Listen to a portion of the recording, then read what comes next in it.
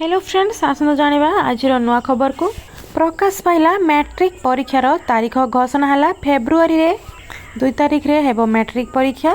यहाँ रही प्रधानमंत्री मोदी को सबुठारु बड़ सम्मान देव एही आफ्रिकीय देश कोविड बेले भारत देइथिला एमानंकु वैक्सीन। यहाँ रही 7 दिन में 4700 टंका सस्ता हेलानी सुना।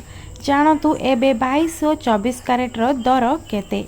परवर्ती रही आदानी टंका देवाकू नाराज बांग्लादेश। सुधुरिनी बांग्लादेश विद्युत संकट जोगु पंगु अवस्था देशर शिल्प जगत।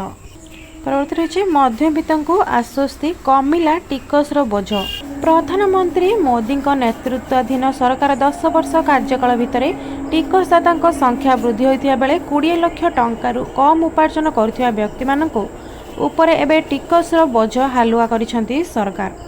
परवर्ती रही भिजिलांस जाल रे आउ जणे सरकारी बाबू 5000 लांच नेबा बेले आरआई को माड़ माड़ी बसिला भिजिलांस।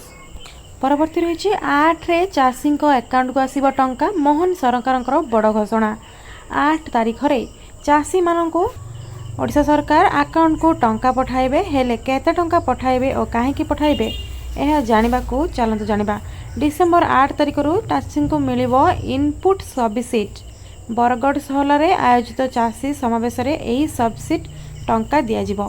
20 तारिख रु जे मैंने धान देते 8 रे सब्सिडी पाइबे। केन्द्र 2300 टंका गोटे अकाउंट